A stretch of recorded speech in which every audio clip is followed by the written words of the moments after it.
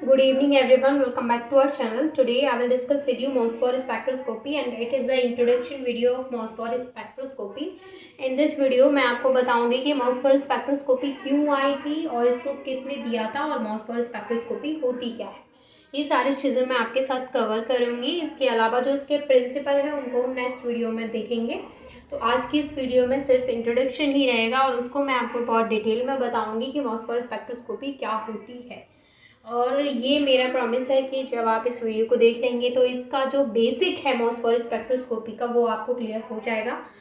तो सबसे पहले मैं आपको एक चीज़ बताती हूँ कि कोई भी टॉपिक पढ़ने से पहले, जैसे हम आज से MOSPOR स्पेक्ट्रोस्कोपी स्टार्ट कर रहे हैं, तो सबसे पहले हमारे माइंड में एक क्वेश्चन अराइज होना चाहिए कि हम इसको क्यों पढ़ रहे हैं, हम इसको क्यों पढ़ रहे हैं, क्यों आई ये MOSPOR स्पेक्ट्रोस्कोपी। कोई तो रीज़न रहा होगा ना कि उस प्रॉब्लम को दूर करने के लिए MOSPOR स्पेक्ट्रोस्कोपी आई थी। तो वो क्या रीज़न है वो भी मैं आपको बताऊंगी आज की इस वीडियो में। तो सबसे पहले हम बात करते हैं कि MOSPOR स्पेक्ट्रोस्कोपी को किसने दिया। तो इस स्पेक्ट्रोस्कोपी को 1958 में रुडोल्फ मॉस्पोर ने दिया था। गिवन बाय रुडोल्फ मॉस्पोर इन 1958। इसको 1958 में दिया था रुडोल्फ मॉस्पोर ने। कहीं कहीं 1957 भी होता है तो वो थोड़ा सा आप देख लीजिएगा। वैसे इसको 1958 में दिया था रुडोल्फ मॉस्पोर ने। तो उनके ही नाम पर इस स्पेक्ट्रोस्कोपी को नाम दिया गया है MOSPOR स्पेक्ट्रोस्कोपी। अब ये जो उन्होंने स्पेक्ट्रोस्कोपी दी थी उसके लिए उन्हें अवार्ड भी दिया गया था, नोबेल प्राइज़ भी दिया गया था। ठीक है, तो ये जो उन्होंने काम किया तो इस वर्क के लिए उन्हें नोबेल प्राइज़ भी मिला था। ये चीज़ भी आपको याद रखनी है रुडोल्फ मॉस्पोर को। अब यहाँ पर सबसे पहले हम बात करते हैं कि वाई दिस स्पेक्ट्रोस्कोपी केम। तो ये स्पेक्ट्रोस्कोपी क्यों आई। तो देखिए, जैसे भी कोई भी हमारा सैंपल मॉलिक्यूल होता है, हम क्या पढ़ते हैं, जब भी हम कोई भी स्पेक्ट्रोस्कोपी पढ़ते हैं तो हम क्या करते हैं, कोई भी सैंपल मॉलिक्यूल है उस पर क्या डालते हैं, रे को फॉल कराते हैं। फिर हम देखते हैं कि वो उसको अब्जॉर्ब कर रहा है कि नहीं कर रहा है, मतलब जो भी उनके बीच में जो भी इंटरेक्शन हो रहा है वो चीज़ें हम वहाँ पे पढ़ते हैं। तो सबसे पहले मैं आपको एक चीज़ क्लियर करवा देती हूँ कि जो MOSPOR स्पेक्ट्रोस्कोपी है वो क्यों आई थी। कि मान के चलिए हमारे पास कोई भी सैंपल मॉलिक्यूल है, ठीक है। अब ये सैंपल न्यूक्लियाई है हमारे पास, सैंपल न्यूक्लियाई। अब ये सैंपल न्यूक्लियाई पे हमने रे को फॉल करा है और ये रे कौन सी होंगी, क्योंकि देखिए अलग अलग स्पेक्ट्रोस्कोपी में हम अलग अलग रेज की स्टडी करते हैं। वैसे ही जो MOSPOR स्पेक्ट्रोस्कोपी है इसमें हम कौन सी रे की स्टडी करेंगे, गामा रे की स्टडी करेंगे। यहाँ पर जो हम रे की स्टडी करेंगे वो होंगी हमारी गामा रे। तो गामा रे को जब हम सैंपल न्यूक्लियाई के ऊपर फॉल कराते हैं तो क्या होता था कि जो सैंपल न्यूक्लियाई है वो गामा रे को अब्जॉर्ब नहीं करता था। क्यों नहीं करता था वो भी एक टॉपिक है, वो भी मैं आपको डिटेल में बताऊंगी। और MOSPOR स्पेक्ट्रोस्कोपी में ही हम उस टॉपिक को पढ़ेंगे कि जो सैंपल न्यूक्लियाई है वो गामा रे को अब्जॉर्ब क्यों नहीं करता। उसके पीछे भी एक बहुत बड़ा रीज़न है, वो चीज़ हम नेक्स्ट जो वीडियोज़ रहेंगी उनमें क्लियर कर लेंगे। लेकिन अभी के लिए मैं आपको सिर्फ इतना नॉलेज के लिए, आपकी जनरल नॉलेज के लिए बता देती हूँ कि MOSPOR स्पेक्ट्रोस्कोपी क्यों आई। तो जो सैंपल न्यूक्लियाई है जब उसके ऊपर गामा रेस को फॉल कराया गया तो वो गामा रेस को अब्जॉर्ब नहीं कर रहा था। जब वो गामा रेस को अब्जॉर्ब नहीं कर रहा था तो MOSPOR स्पेक्ट्रोस्कोपी ने आकर के क्या कर दिया कि सैंपल न्यूक्लियाई के थ्रू गामा रे को अब्जॉर्ब करा दिया। तो कितनी सिंपल सी बात है कि MOSPOR स्पेक्ट्रोस्कोपी क्यों आई थी, क्योंकि जो सैंपल न्यूक्लियाई है जब उसके ऊपर गामा रे को फॉल कराया गया तो सैंपल न्यूक्लियाई उनको अब्जॉर्ब नहीं करता। यहाँ पर जो अब्जॉर्प्शन है वो हो नहीं रहा था। लेकिन जैसे ही MOSPOR स्पेक्ट्रोस्कोपी आई तो MOSPOR ने क्या किया, MOSPOR ने इसको पॉसिबल बनाया कि जो सैंपल न्यूक्लियाई है वो गामा रे को अब्जॉर्ब करने लगा। तो ये जो यहाँ पर प्रॉब्लम थी सैंपल न्यूक्लियाई की गामा रे को अब्जॉर्ब ना करने की, उस प्रॉब्लम को रिमूव किया था MOSPOR ने। तो उन्हीं के नाम पर इसको हम MOSPOR स्पेक्ट्रोस्कोपी बोलते हैं। तो MOSPOR स्पेक्ट्रोस्कोपी में जिस रे की हम स्टडी करेंगे वो होंगी गामा रे, ठीक है।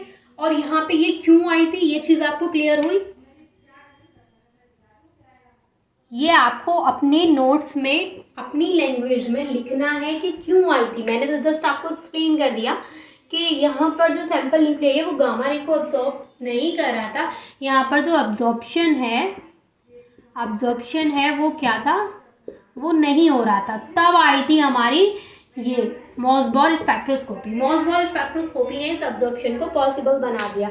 अब देखिए, ये अब्जॉर्ब नहीं कर रहा था, फिर अब्जॉर्ब कैसे करने लगा, इसके पीछे भी मॉसबॉर स्पेक्ट्रोस्कोपी में कई सारे टॉपिक्स हैं। जैसे कि मैं आपको एक टॉपिक बताऊं तो रिकॉइल इफेक्ट हमें ये बताता है कि क्यों नहीं कर रही है, जो अब्जॉर्प्शन है वो क्यों नहीं हो रहा है। तो वो कुछ मतलब बहुत बड़ा टॉपिक है, तो मैं जस्ट आपको एक वीडियो में अभी तुरंत नहीं बता सकती हूँ और आपको समझ में आएगा भी नहीं। अभी के लिए मैंने सिर्फ आपको इतना बताया है कि ये अब्जॉर्प्शन नहीं हो रहा था, इसीलिए मॉसबॉर स्पेक्ट्रोस्कोपी को आना पड़ा। Is it clear to all of you? अब अब्जॉर्प्शन ना होने का जो रीज़न था उसको हम रिकॉइल इफेक्ट में पढ़ेंगे, क्योंकि रिकॉइल इफेक्ट हमें बताता है कि why absorption is not occur, absorption क्यों नहीं हो रहा था। उसमें हम डॉपलर शिफ्ट भी पढ़ेंगे, ठीक है। चलिए, तो यहाँ तक चीज़ें क्लियर है कि क्यों आई थी मॉसबॉर स्पेक्ट्रोस्कोपी, अब्जॉर्प्शन नहीं हो रहा था इसलिए आई थी। किसने दी थी? रुडोल्फ मॉसबॉर ने दी थी। अब यहाँ पर मैं कुछ चीज़ें और आपको बताती हूँ। अभी मैंने आपको दो चीज़ें क्लियर कर दी कि किस साइंटिस्ट ने इसको दिया था, और जिन साइंटिस्ट ने इसको दिया था उनको नोबेल प्राइज़ से अवार्ड किया गया था, और इसको क्यों क्यों दिया उन्होंने, तो यहाँ पे एब्जॉर्प्शन नहीं हो रहा था इसलिए दिया था, ठीक है। अब हम आते हैं हमारे मेन पॉइंट पर कि मॉसबॉर स्पेक्ट्रोस्कोपी का इंट्रोडक्शन वीडियो है, तो उसका इंट्रोडक्शन मैं यहाँ पे कवर अप करूँगी। तो आप यहाँ पे हेडिंग डाल सकते हैं इंट्रोडक्शन। देखिए, इंट्रोडक्शन में सबसे पहले हम पढ़ेंगे कि मॉसबॉर स्पेक्ट्रोस्कोपी को किसी और नाम से भी जाना जाता है। वो क्या है? न्यूक्लियर गामा रेजोनेंस स्पेक्ट्रोस्कोपी, यानी it is also known as nuclear gamma resonance spectroscopy. क्यों बोला जाता है इसको न्यूक्लियर गामा रेजोनेंस स्पेक्ट्रोस्कोपी? इसके पीछे भी एक रीज़न है। क्या है कि मैंने आपको बोला कि जो सैंपल न्यूक्लियाई है वो ये है, उसके ऊपर हमने गामा रे को ऐसे फॉल कराई, ये हमारी गामा रे है जिसको हमने सैंपल न्यूक्लियाई के ऊपर फॉल कराया। तो गामा रे का ये जो न्यूक्लियाई है वो क्या करता है, जो गामा रे आ रही, सॉरी गामा रे का नहीं, जो सैंपल न्यूक्लियाई है, जो सैंपल है हमारा, इसका जो न्यूक्लियाई है वो गामा रे को ऑब्जॉर्ब करता है। तो इसीलिए हम इसको न्यूक्लियर गामा रेजोनेंस स्पेक्ट्रोस्कोपी कहते हैं, क्योंकि वो इसको ऑब्जॉर्ब करने के बाद इसमें क्या होना स्टार्ट हो जाता है, ट्रांजिशन होना स्टार्ट हो जाता है, ठीक है। तो इसको न्यूक्लियर गामा रेजोनेंस स्पेक्ट्रोस्कोपी क्यों बोलते हैं? क्योंकि जैसे ही हम सैंपल न्यूक्लियाई पर गामा रे को फॉल करेंगे तो सैंपल का जो न्यूक्लियाई है वो गामा रे को अब्जॉर्ब करेगा, एंड जैसे ही उसमें अब्जॉर्प्शन होगा वो क्या करेगा, ट्रांजिशन करना स्टार्ट कर देगा, ठीक है। तो यहाँ पे मैं ऐसे भी लिख सकती हूँ कि it is also known as nuclear gamma resonance spectroscopy, and after absorption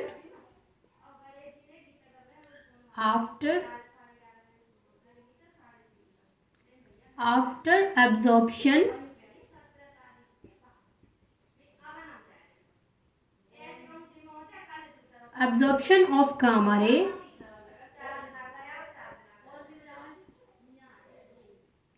it undergoes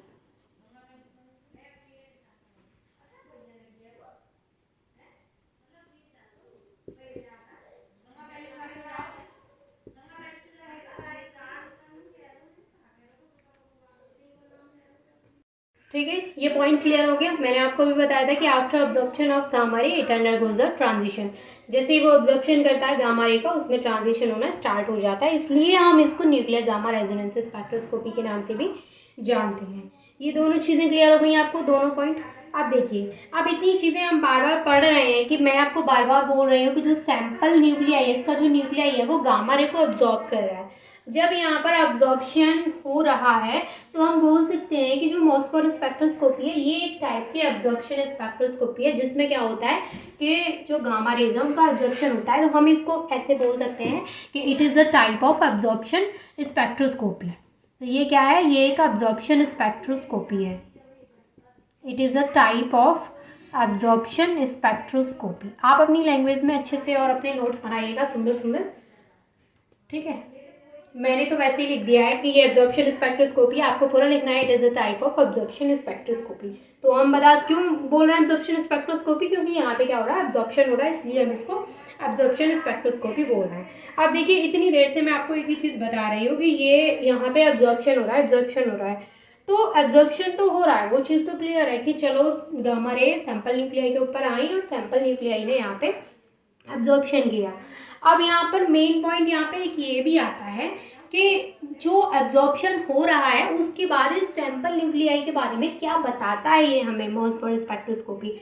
तो देखिए मॉसबॉर्न स्पेक्ट्रोस्कोपी हमें जो सैंपल न्यूक्लियाई है उसके बारे में क्या बताता है कि उसका जो केमिकल स्ट्रक्चर है उसके बारे में आइडिया देता है, मैग्नेटिक प्रॉपर्टीज़ एंड जो टाइम डिपेंडेंट प्रॉपर्टी है मटेरियल की, जिसमें मटेरियल के बारे में हम स्टडी कर रहे हैं, उसके ऊपर हम रेज को फॉल करा रहे हैं, तो उसका chemical structure, magnetic and time dependent property के बारे में आइडिया देता है। ठीक है, तो ये आप स्क्रीनशॉट ले लीजिए, मैं आगे के पॉइंट्स आपको नोट करा देती हूँ। देखिए नेक्स्ट पॉइंट क्या लिखना है आपको कि ये हमें आइडिया देता है, it give a idea about chemical structure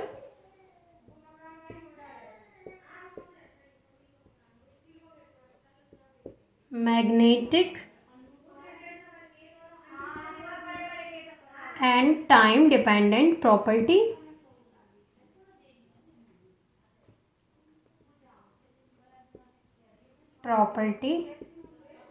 of a material. Clear कि यहाँ पे ये हमें किसके बारे में आइडिया देता है, chemical structure, magnetic and time dependent property के बारे में आइडिया देता है। इसके अलावा यहाँ तक तो मैंने आपको ये बेसिक्स बता दिया है, इंट्रोडक्शन था ये मॉसबॉर्न स्पेक्ट्रोस्कोपी का।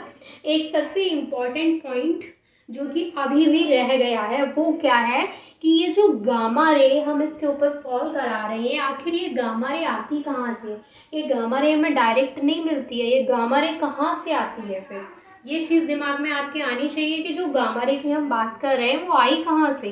तो यहाँ तक मैंने जो आपको लिखवाया है, जो आपको बताया है, उसको आप अपनी लैंग्वेज में नोट कर लीजिए। इसके बाद अब मैं बहुत इम्पॉर्टेंट टॉपिक है, मतलब टॉपिक क्या है, बहुत इम्पॉर्टेंट है ये चीज़ कि गामा रे कहाँ से आई।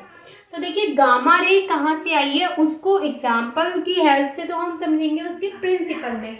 अभी मैं आपको एक जनरल अगर समझाने की बात करूं कि आपको बेसिक अगर मैं बताऊं कि गामा रे कहाँ से आई है, तो वो चीज़ मैं आपको एक्सप्लेन कर देती हूँ। कि मान के चलिए कोई एलिमेंट है हमारे पास, ये कोई एलिमेंट है, इस एलिमेंट का जब हम रेडियो एक्टिव डिके कराते हैं, जब इस एलिमेंट का हम रेडियो एक्टिव डिके कराएंगे तो वो अपने सेम आइसोटोप में या फिर डिफरेंट आइसोटोप देगा। यानी जब इसका रेडियो एक्टिव डिके होगा तो ये हमें सेम या फिर डिफरेंट आइसोटोप देगा। सेम भी हो सकता है और डिफरेंट भी हो सकता है, क्या आइसोटोप। तो ये जो आइसोटोप हमें मिला है वो सेम भी हो सकता है, वो डिफरेंट भी हो सकता है जब इस एलिमेंट का रेडियो एक्टिव डिके हुआ है। अब देखिए यहाँ पर ये जो हमें आइसोटोप मिला है जो कि सेम भी हो सकता है और डिफरेंट भी हो सकता है, ये इनिशियली एक्साइटेड स्टेट में मिलता है, मतलब ये एक्साइटेड स्टेट में है। अब देखिए एक्साइटेड स्टेट में जब होता है तो वो क्या होता है, अनस्टेबल होता है। एक्साइटेड स्टेट आपको पता है कि वो क्या होती है, अनस्टेबल स्टेट होती है, तो ये है अनस्टेबल।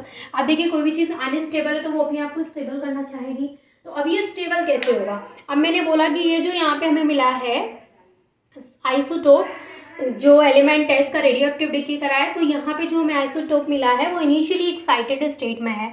अब ये क्या है कि कुछ माइक्रो सेकेंड के बाद, कुछ बहुत ही कम समय लेता है ये, कुछ माइक्रो सेकेंड के बाद ये अपनी ग्राउंड स्टेट में आ जाता है। अब ये जो है वो ग्राउंड स्टेट में आ गया, ग्राउंड स्टेट में आ गया। लेकिन जब ये ग्राउंड स्टेट में आएगा तो यहाँ पर ये एमिट करेगा किसको, गामा रे को, गामा रे को, ये गामा रे को एमिट करेगा। यानी ये जो हमारा आइसोटोप है, जो एलिमेंट है, ये यहाँ पे एक्साइटेड स्टेट में है जो कि अनस्टेबल है, तो वो अपने आप को स्टेबल करके ग्राउंड स्टेट में आएगा।